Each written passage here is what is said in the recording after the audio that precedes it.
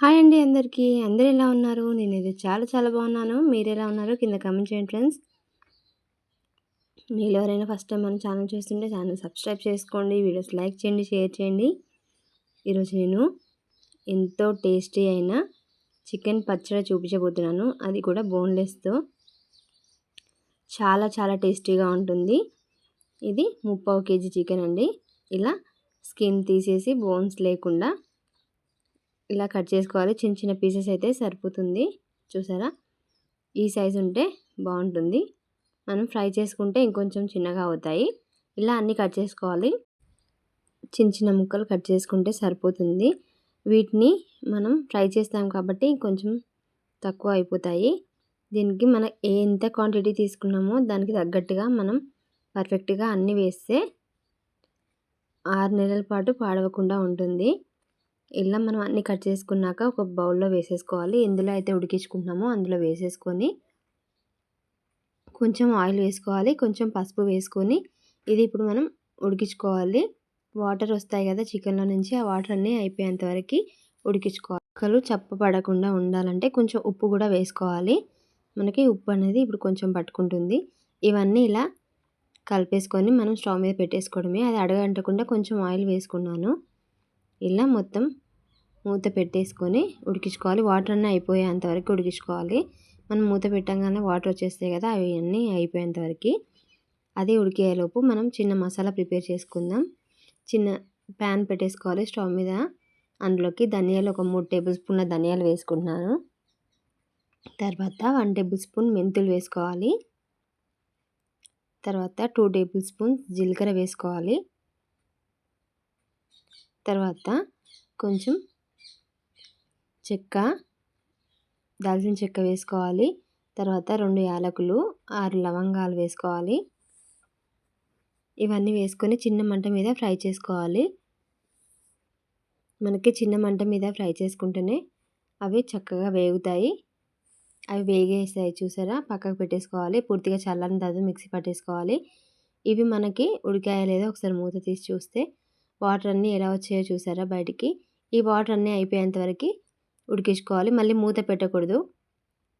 మూత పెట్టకుండా ఈ వాటర్ అన్నీ అయిపోయేంత వరకు ఉడికించుకోవాలి.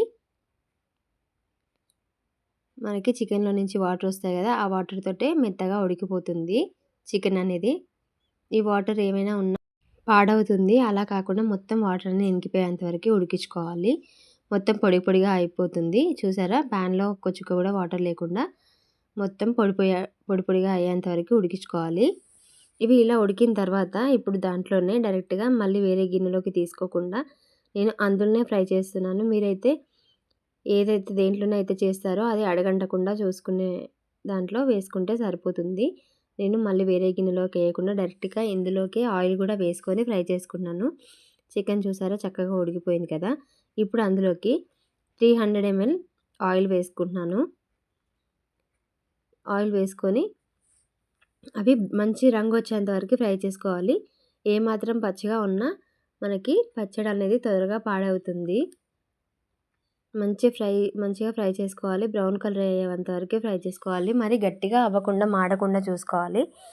కొంచెం మీడియం ఫ్లేమ్లో పెట్టేసుకొని ఫ్రై చేసుకుంటే సరిపోతుంది. చూసారా కలర్ చేంజ్ అవుతుంది కదా. మనకి ఆయిల్ వేసాం కాబట్టి ఫస్ట్లోనే చికెన్ ఉడికించుకునేటప్పుడు ఆయిల్ వేసాం కాబట్టి కింద అడగంటదు, అంటుకోకుండా ఉంటుంది. మీకు కావాలంటే నాన్ స్టిక్ ప్యాన్లో అయినా ఉడికించుకోవచ్చు. చూసారా ఇలా మంచిగా అన్నీ బ్రౌన్ కలర్ వచ్చేంత వరకు ఫ్రై చేసుకున్న తర్వాత ఇప్పుడు మనము అందులోకి అల్లం వెల్లుల్లి పేస్ట్ వేసుకోవాలి. ఫ్రెష్ది అయితే చాలా బాగుంటుంది, టేస్ట్ బాగుంటుంది, త్వరగా పాడవకుండా ఉంటుంది. ఫ్రెష్దే వేస్తే ఎక్కువ రోజులు నిల్వ ఉంటుంది పచ్చడి అనేది. నేను ఇది ఒక 2 టేబుల్ స్పూన్స్ వేస్తున్నాను. ఇది మంచిగా ఫ్రై కావాలి. బ్రౌన్ కలర్ వచ్చేంత వరకు ఫ్రై చేసుకోవాలి. అల్లం వెల్లుల్లి పేస్ట్ అనేది మాడకుండా మంచి కలర్ వచ్చేస్తుంది కదా. చూసారా కలర్ చేంజ్ అయిపోయింది. ఈ బబుల్స్ అనేది అంతా తగ్గిపోతుంది రావడం. అల్లం వెల్లుల్లి పేస్ట్ ఫ్రై అయిన తర్వాత ఈ ఆయిల్ అంతా బబుల్స్ రావడం తక్కువైపోతుంది. చూసారా బ్రౌన్ కలర్ అయిపోయింది కదా. ఈ బబుల్స్ అనేది కూడా తక్కువైపోయింది కదా. ఇప్పుడు మనం స్టవ్ ఆఫ్ చేసేసుకోవాలి. స్టవ్ ఆఫ్ చేసేసుకున్న తర్వాత పక్కకు తీసేసుకొని ఇప్పుడు అందులోకి వేడిగా ఉన్నప్పుడే ఆయిల్ కొంచెం వేడిగా ఉన్నప్పుడే కారం, ఉప్పు అనేది వేసుకోవాలి.